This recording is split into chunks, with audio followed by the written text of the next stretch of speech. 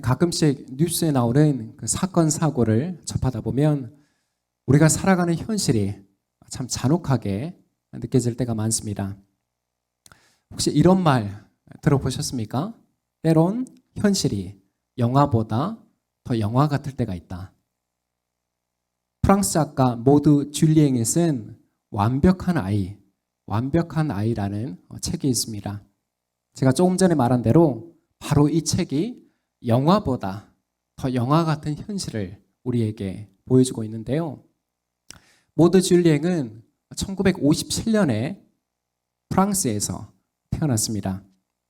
그녀는 부유한 사업가 아버지와 또 교육학을 전공한 어머니라는 매우 이상적인 가정 환경을 갖고 태어났지만 실제로는 4살부터 18살까지 세상과 단절된 채 철조망에 둘러싸인 저택에 그 집안에 감금된 채 살아 있습니다.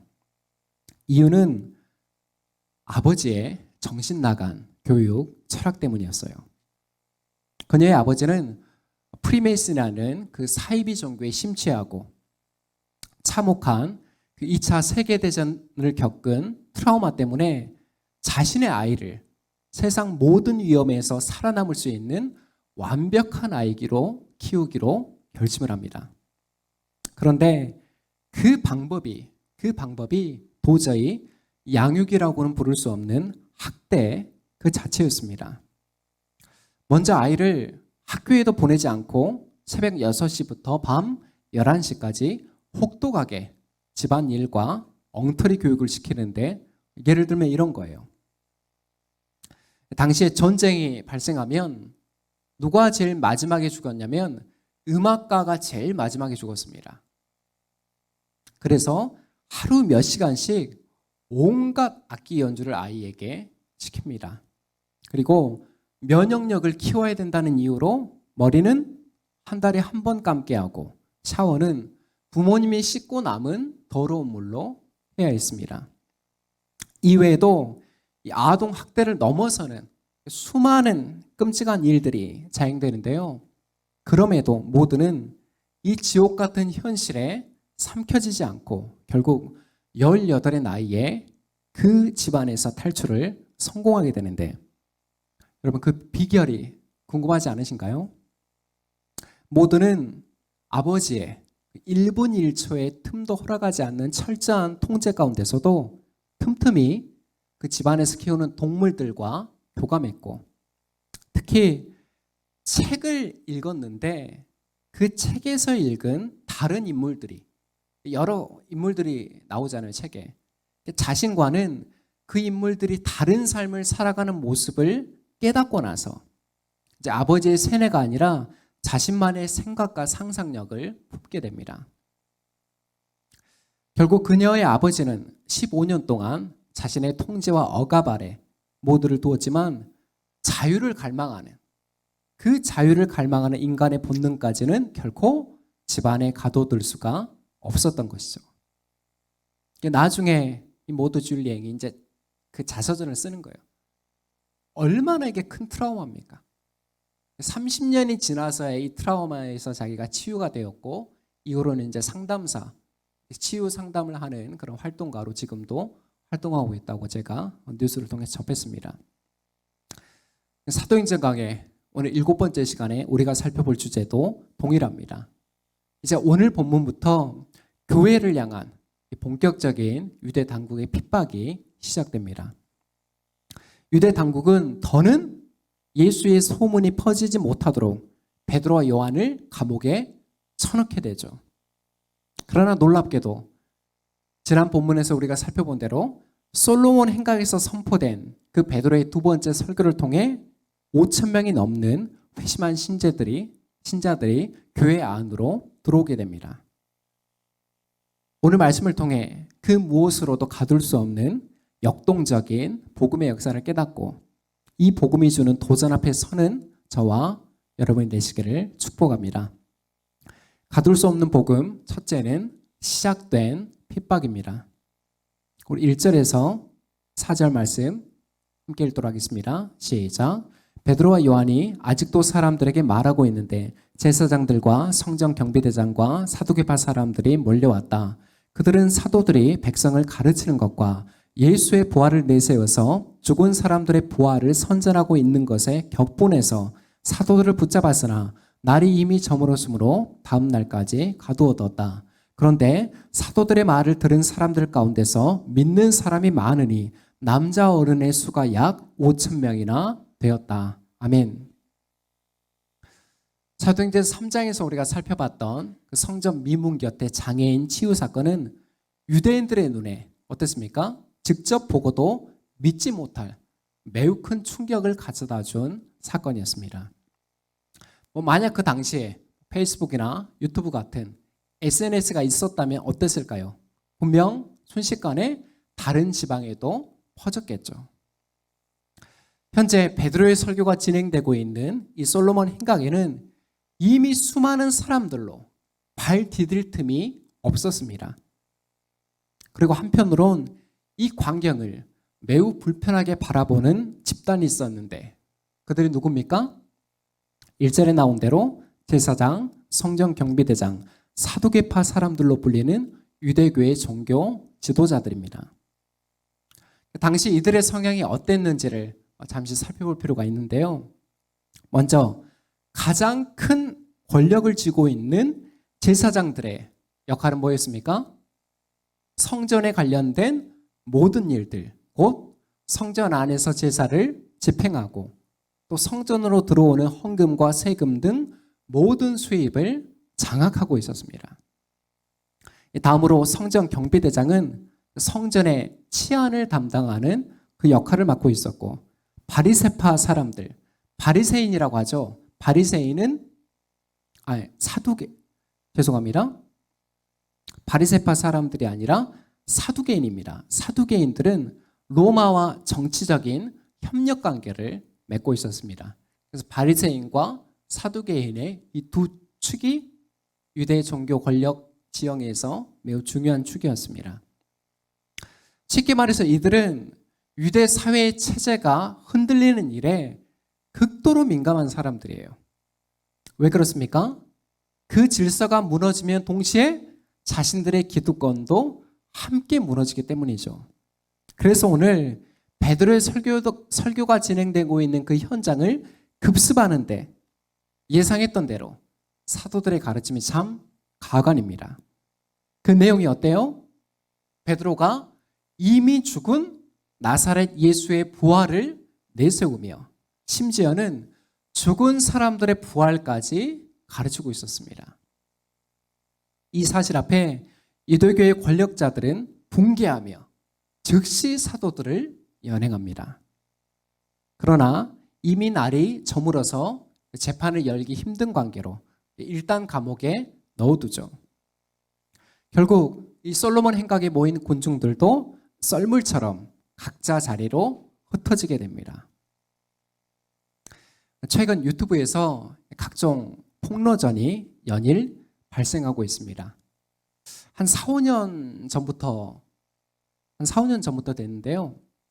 이 소위 성공파리 유튜버라 불리는 사람들이 4, 5년 전부터 유튜브에 등장하기 시작했습니다. 이들에게는 모두 한 가지의 공통점이 있는데 그게 뭔지 아세요? 바로 사회 초년생에 해당되는 30대 나이에 벌써 연봉이 10억을 넘어가고 현재 갖고 있는 자산만 무려 50억, 100억에 이른다고 주장합니다. 실제로 말뿐만이 아니라 현재 자신이 살고 있는 한강뷰 아파트나 이 고급 스포츠카를 보여주면서 재력을 과시했어요. 이번에 터진 논란의 핵심은 다른 게 아니에요. 그동안 이 성공파리 유튜버들이 수많은 사람들에게 자신이 만든 매우 고가의 책과 강의를 팔아댔습니다. 문제는 지극히 평범한 사람들도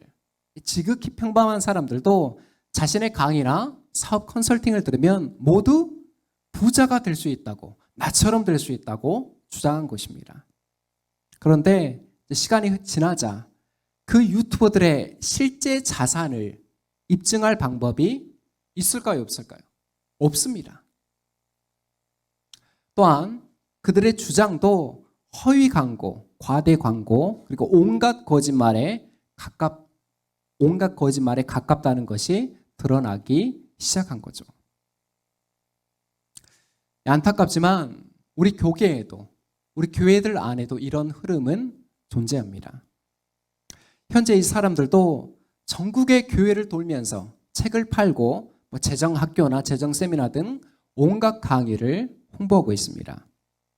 제가 굳이 이름을 언급하지 않아도 아는 분들은 다 아실 만한 분이에요. 예를 들어서 자신이 사업 실패로 과거에 수십억의 빚을 졌는데 이후에 재정의 비밀을 깨닫고 성공한 사업가로 재기했다는 것이죠. 그분의 책을 저도 봤는데 그 몇십억의 빚을 구체적으로 어떻게 탕감했는지에 대한 기록은 있지 않아요. 비판적 사고, 그냥 마냥 부정적으로 보는 게 아니라 비판적 사고로 보면 납득이 쉽게 되지가 않는다는 겁니다.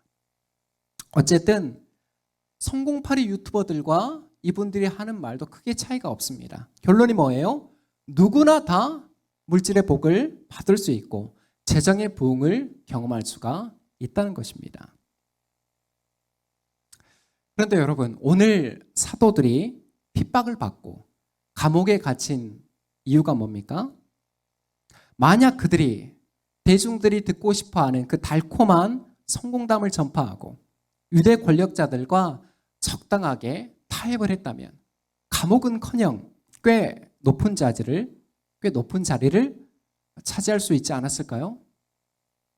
하지만 사도들은 그들이 직접 보고 들은 십자가 사건과 예수의 부활만을 증거했습니다. 생각해 보세요. 이 과정에서 필히 예수를 잡아 죽인 그 유대인들의 죄를 책망해야 했는데 이 복음 전파가 사도들이 사람들에게 환영받을 거라고, 지지받을 거라고 생각했을까요? 아니나 다를까 베드로의 설교가 채 끝나기도 전에 그들은 두 팔이 붙들린 상태로 감옥으로 끌려갑니다. 하지만 누가는 4절에서 이미 흩어진 사람들 안에 어떤 변화가 일어났다고 기록하고 있습니까? 여기에서 복음의 경이로운 능력이 나타납니다.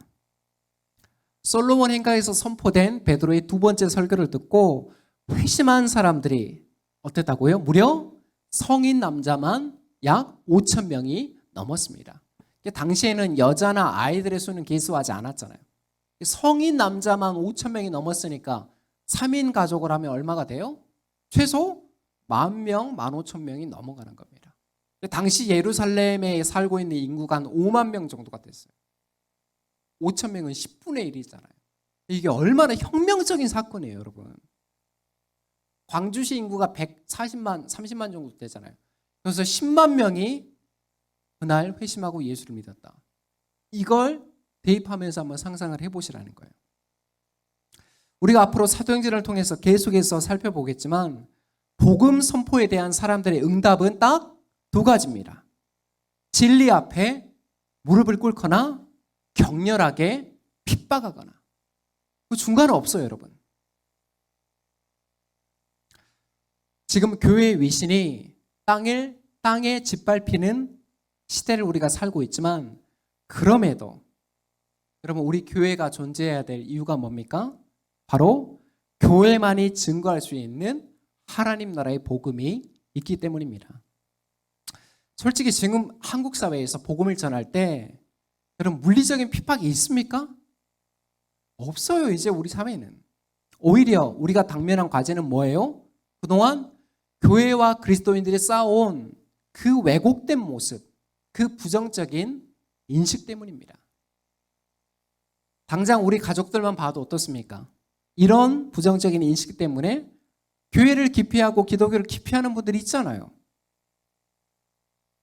제가 저번에 말씀드린 통계처럼 현재 우리 국민 중 대다수가 10사람 중에 8사람이 교회를 신뢰하지 않고 있다고 하지만 그럼에도 복음은 세상을 향해야 됩니다.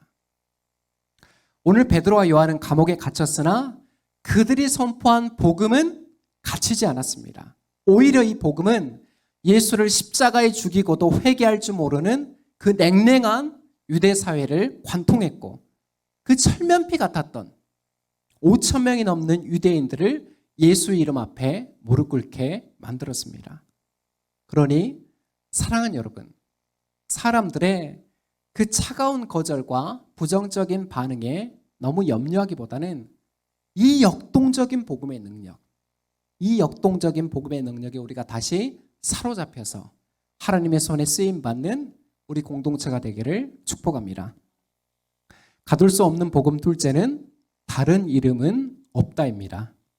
우리 5절에서 12절 말씀 함께 읽도록 하겠습니다. 시작. 이튿날 유대 지도자들과 장로들과 율법학자들이 예루살렘에 모였는데 대제사장 안나스를 비롯해서 가야바와 요한과 알렉산더와 그 밖에 대제사장의 가문에 속한 사람들이 모두 참석하였다. 그들은 사도들을 가운데에 세워놓고서 물었다. 그대들은 대체 무슨 권세와 누구의 이름으로 이런 일을 하였소? 그때 베드로가 성령이 충만하여 그들에게 말하였다.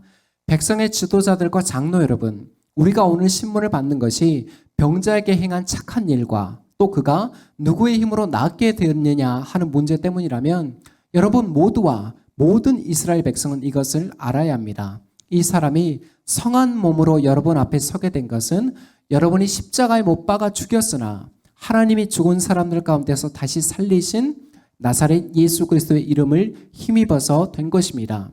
이 예수는 너희들 집 짓는 사람들에게는 버림받은 돌이지만 집 모퉁이의 머릿돌이 되신 분입니다. 이 예수 밖에는 다른 아무에게도 구원은 없습니다. 사람들에게 주신 이름 가운데 우리가 의지하여 구원을 얻어야 할 이름은 하늘 아래 이 이름밖에 다른 이름이 없습니다. 아멘. 이제 사도들이 갇힌 다음 날 예루살렘에서 산헤드린 공회가 열립니다. 산헤드린 공회에 대해서는 제가 여러 차례 말씀을 드렸었죠. 대제사장, 바리새인, 사두개인, 서기관, 장로 등 이스라엘을 대표해서 총 71명의 그 대표들로 구성된 유대사회 최고의 의결기관입니다. 특별히 여전히 건재한 그 안나스와 가야바를 보면 이들이 과거 예수님을 신문했던 두려운 기억이 떠오르기도 하죠. 가야바가 그 전임 대제사장이고 안나스가 가야바의 사위로서 현재 유대교의 실권을 장악하고 있는 대제사장입니다. 어쨌든 이들은 베드로와 요한을 그 가운데에 세워두고 매우 고압적인 자세로 말을 던지죠. 너희가 대체 무슨 권세와 누구의 이름으로 이런 일을 행하느냐? 그러자 베드로가 성령이 충만하여 담대히 공회 앞에서 말하는데 그 내용이 어떠합니까? 첫째, 치유의 근원에 대한 답변입니다. 베드로가 말합니다. 백성의 지도자들과 장로 여러분, 오늘 우리가 이 장애인에게 베푼 일과 그가 어떻게 해서 낫게 되었는가 하는 문제로 신문을 받는다면 여러분과 이스라엘 백성은 이것부터 분명히 아셔야 합니다. 태어날 때부터 장애인이었던 이 사람은 여러분이 십자가에 못 박았으나 하나님이 죽은 사람들 가운데서 다시 살리신 나사렛 예수 그리스도의 이름으로 완전히 건강하게 되어서 여러분 앞에 선 것입니다. 이 메시지는 오순절과 그리고 솔로몬 행각에서 베드로가 동일하게 선포한 내용이었습니다. 그러나 산헤드린 공회의 성격이 어떻습니까? 예수님을 십자가에 매달아 죽인 전적인 책임이 있는 집단이 바로 그들이에요. 그렇기 때문에 그 산헤드린 공회 앞에서 베드로가 선포한 이 내용은 핵폭탄과 같은 그런 발언이었습니다. 당장의 목이 날아가도 전혀 이상할 게 없는 그런 이야기였죠. 둘째로 베드로는 예언의 성취를 전하는데 시편 118편 22절 말씀을 인용하면서 너희에게 버림받은 예수를 하나님께서 집 모퉁이의 머릿돌로 삼으셨다라고 이야기합니다. 그런데 여기서 모퉁이의 머릿돌이 뭡니까? 우리가 건물을 지을 때 그 벽을 지탱하는 큰 주춧돌로서 건축에서 가장 중요한 초석이 되는 역할이 머릿돌입니다. 결국 유대인들은 이 모퉁이의 머릿돌 대신 예수를 경멸하며 버려버렸으나 하나님께서 어떻게 하셨다고요? 그 돌을 기초로 이제 눈에 보이는 성전이 아니라 어떻습니까? 하나님 나라를 짓는 일에 초석으로 쓰셨다는 겁니다. 이제 성전의 기능이 끝났다는 거예요. 이제 헤롯 성전의 기능은 끝나고 뭐가 성전이 된다는 거예요? 지금 모여있는 교회, 예수를 그리스도로 고백하는 그들이 이제 살아있는 성전으로 대체될 거라는 말씀입니다. 끝으로 베드로는 그 유명한 명대사를 남기고 있습니다. 다른 이로서는 구원을 받을 수가 없나니 선한 사람 중에 구원받을 만한 이름을 우리에게 주신 일이 있다고요? 없음이니라. 이는 예수님만이 참되고 유일한 메시아이며 다른 사람이나 하늘 아래 예수의 이름 외에는 구원이 없다는 위대한 선언인 것입니다.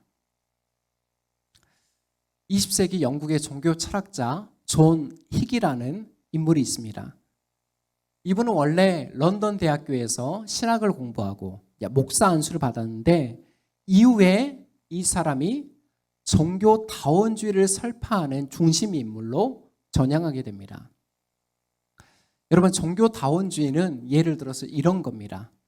우리가 등산을 할 때 무등산이나 설악산을 갈 때 산 정상으로 가는 길이 하나만 있습니까? 아니면 여러 개가 있어요? 여러 개가 있죠. 마찬가지로 구원은 기독교뿐만이 아니라 다른 종교에도 동일하게 있다고 주장하는 이론이 바로 종교 다원주의입니다.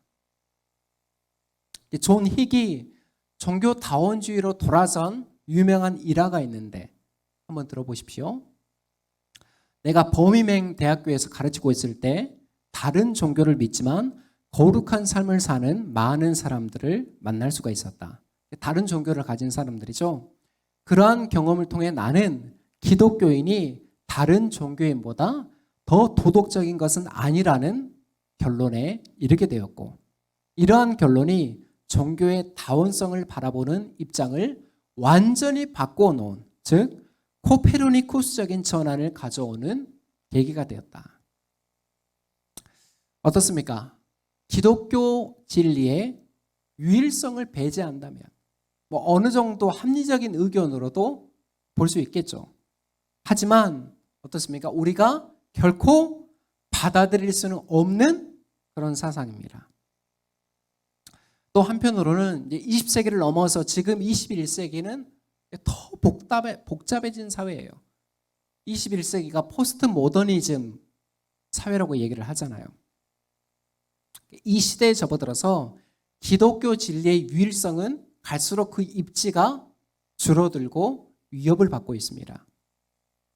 한 예로 저희처럼 아이를 키우는 가정은 디즈니 플러스, 디즈니 애니메이션을 즐겨보는데요. 어느 순간부터 이 디즈니 세계관에도 PC주의, 곧 정치적 올바름으로 불리는 사상이 주입되기 시작했습니다. 이 PC주의란 쉽게 말해서 모든 종류의 편견이 섞여 있는 표현을 쓰지 말자는 거예요. 예를 들어서 작년에 디즈니에서 인어공주 실사 영화를 제작했는데 주인공을 뜬금없이 흑인 배우로 정했습니다. 원래 원작을 보면 빨강머리의 백인 캐릭터 에리얼이라는 캐릭터가 있는데 왜 이렇게 결정을 했을까요? 간단하죠. 아까 말했잖아요. PC주의. 어떤 종류의 편견도 있으면 안 되니까. 왜 흑인은 인어공주를 하면 안 돼?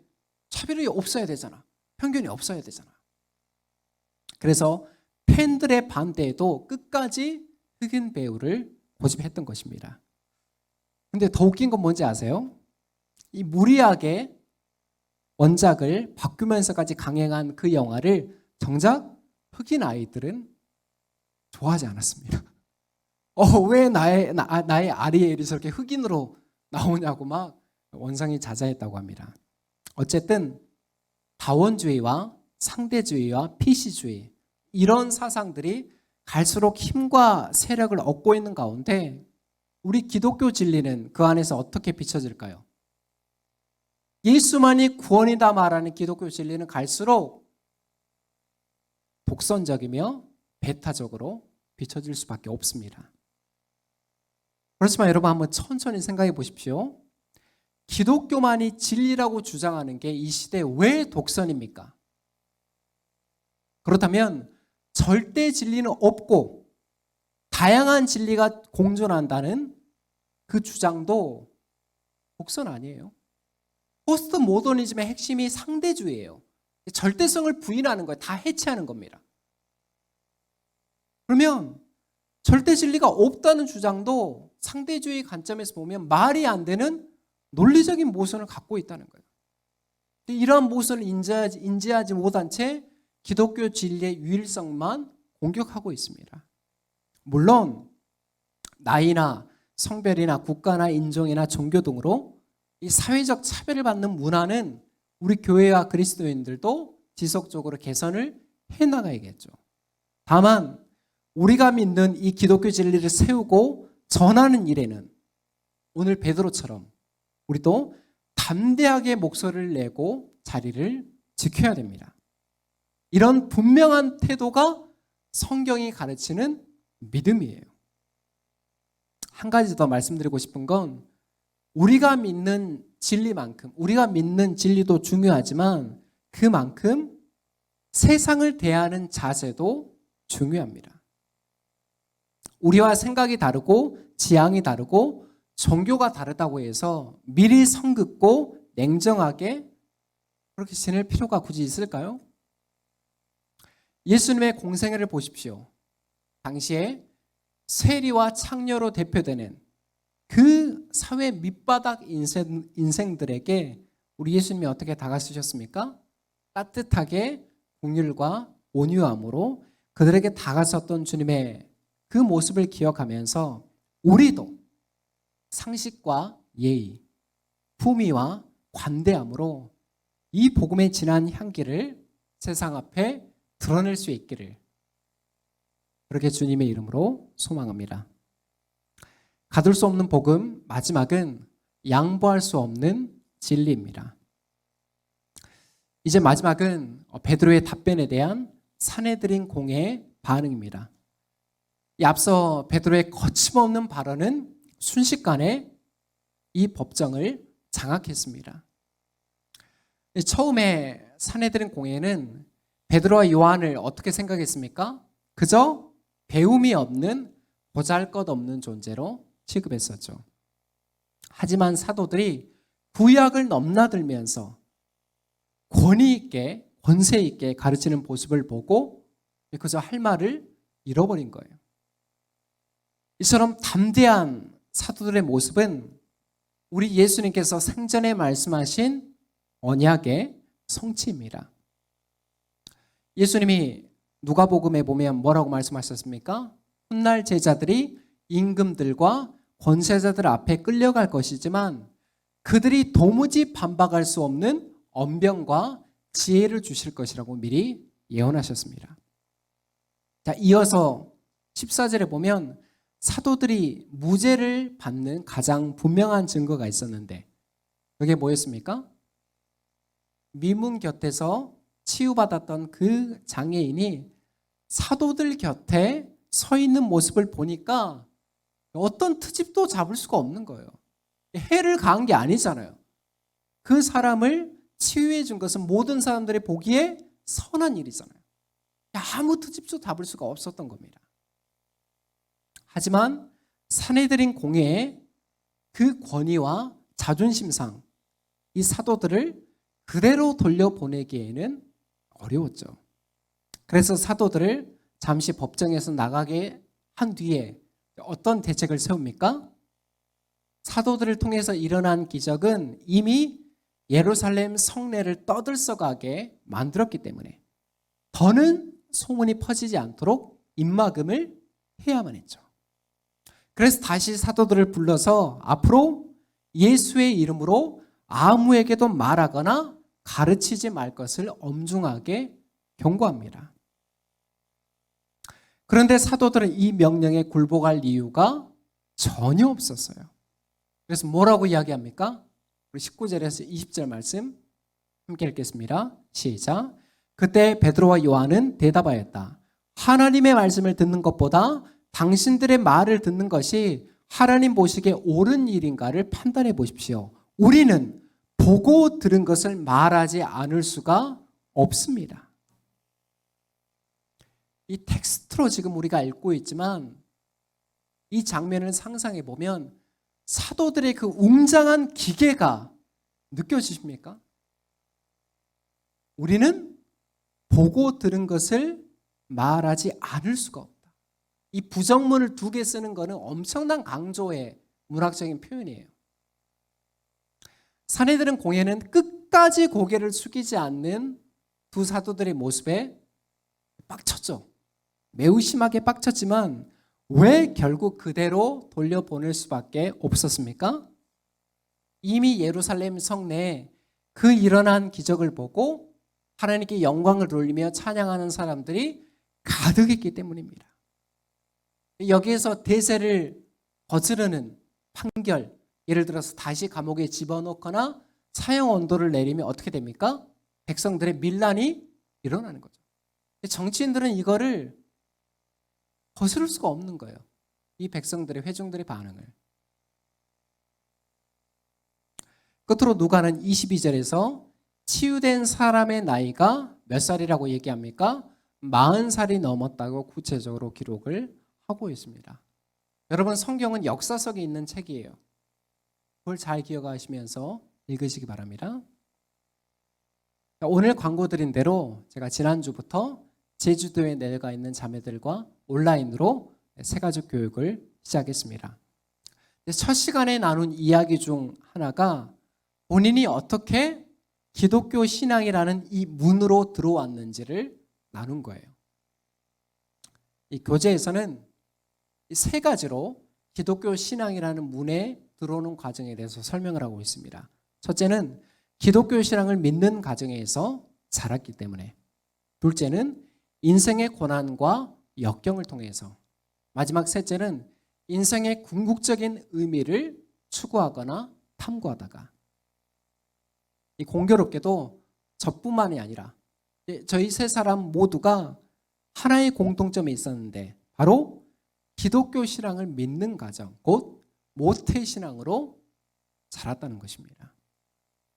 이후에 이제 대화를 계속 나누다가 한 자매가 솔직하게 자신의 영적 상태를 털어놨습니다. 목사님, 저는 수십 년을 이 교회 마당에서, 교회 안에서 이렇게 성장했지만 아직까지 하나님을 인격적으로 만난 경험은 없는 것 같아요. 그래서 제가 이렇게 답변했어요. 먼저 꾸미지 않고 정직하게 자신의 상태를 말해줘서 고마워요. 사실 하나님을 체험하는 방법은 저마다 달라서 어떤 하나의 가이드로 분명하게 말하기가 참 어렵습니다. 하지만 앞으로 진행되는 과정을 통해서 먼저는 기독교 진리가 무엇이며 하나님을 인격적으로 만난다는 정의 또한 무엇인지도 함께 다룰 테니 기대하는 마음으로 참여했으면 좋겠습니다. 잠시 여러분께 질문을 드리겠습니다. 하나님을 인격적으로 만났다는 그 구체적인 기준이 뭘까요? 여러분 어떻게 생각하세요? 설교 시간이니까 속으로 한번 대답해 보시기 바랍니다. 여러 기준이 있을 수 있다고 생각하는데요. 저는 오늘 사도들의 모습에서 그 분명한 기준을 하나 발견하는데 다름 아닌 하나님의 말씀에 순종하는 믿음입니다. 그럼 베드로를 보십시오. 얼마나 큰 확신으로 말합니까? 하나님의 말씀을 듣는 것보다 당신들의 말을 듣는 것이 하나님 보시기에 옳은 일인가를 판단해 보십시오. 즉 자신들에게는 어떤 위협이 닥치거나 반대로 어떤 혜택이 주어지더라도 결코 양보할 수 없는 기준점이 하나님의 말씀에 대한 순종이라는 겁니다. 여러분, 우리가 애정하는 관계에서도 드러나는 찐 증상, 진짜 증상이 있는데 그게 뭡니까? 비록 내가 싫어하는, 내 취향이 아니더라도 내가 애정하는 상대의 말에 그대로 따라주는 겁니다. 우리 신앙도 똑같아요. 무슨 말이냐면 하나님이 원하고 기뻐하시는 일이 있다면 혹은 그리스도인으로서 내가 지켜야 될 자리가 있다면 비록 시간적으로 물질적으로 손해가 나르더라도 순종은 이때의 순종은 반드시 믿음의 행위를 통해서 증명되게 되어 있습니다. 여러분, 예수님이 자기 십자가를 지고 나를 따르라고 했죠. 그게 손해를 보는 길인 것 같아요? 혜택을 보는 길인 것 같아요? 순간 생각해도. 십자가 이게 혜택입니까? 아니에요. 손해를 보는 길이 더 많은 거예요. 근데 여기서 이어서 우리가 던져야 될 질문이 뭐예요? 그러면 그러한 손해를 보는 길임에도 우리가 그 십자가의 길을 걸어가야 되는 이유가 뭐냐는 거예요. 복음이 그걸 말해요. 세상 사람들 보세요. 단 1원에 10원의 손해도 안 보려고 하잖아요. 그런 사회 가운데 당당히 우리는 손해를 보는 길로 걸어가겠습니다. 그럼 이유가 있어야 될 거 아닙니까?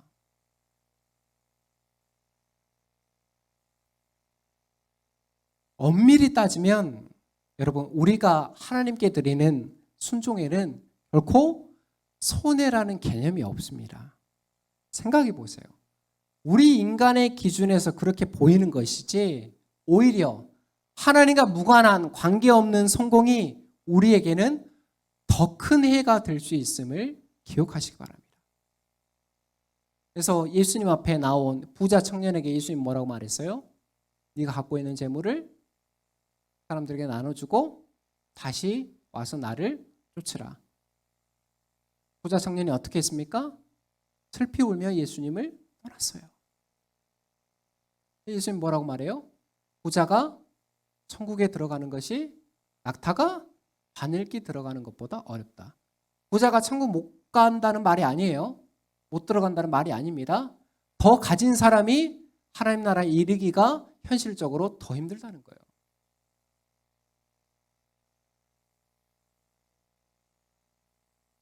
우리가 살아가는 이 시대는 갈수록 만몬을 앞세운 그 자본주의의 물결이 거세지고 다양성이라는 기치로 아까 말했던 것처럼 포스트 모더니즘, 상대주의, 다양성이라는 기치로 최소한의 우리가 지켜야 될 기준들마다 흔들리고 옅어지고 있습니다. 하지만 그럴수록 오늘 사도들처럼 하나님의 말씀을 믿음의 나침판으로 삼고 우리가 보고 듣고 체험한 이 하나님 나라를 일상에서 드러내는 저와 여러분이 되시기를 축복합니다. 말씀을 맺습니다. 오늘은 사도행전 강의 7번째 시간으로 가둘 수 없는 복음이라는 제목으로 말씀의 교훈을 받았습니다. 베드로와 요한은 솔로몬 행각에서 일어난 치유 사건과 예수의 십자가와 부활을 전했다는 제목으로 끌려가 감옥에 갇혔습니다. 그러나 이 핍박 중에도 그들의 기계가 꺾이지 않고 오히려 더 당당할 수 있었던 이유는 예수 이름 외에 구원이 없다는 그 분명한 확신이 그들 안에 있었기 때문입니다. 오늘 본문을 대하며 사도들처럼 양보할 수 없는 진리가 우리 안에 어떻게 자라고 있는지를 냉정하게 돌아보시기를 권면드립니다.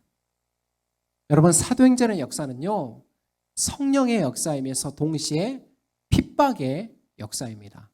사도행전 총 28장까지가 있는데 몇 장을 제외하고는 계속해서 교회를 향한 핍박이 기록되어 있어요.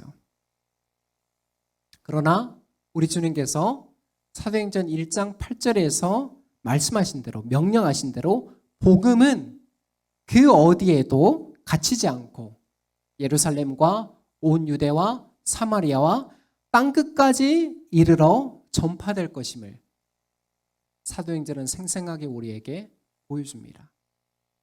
마지막 결말이 어때요?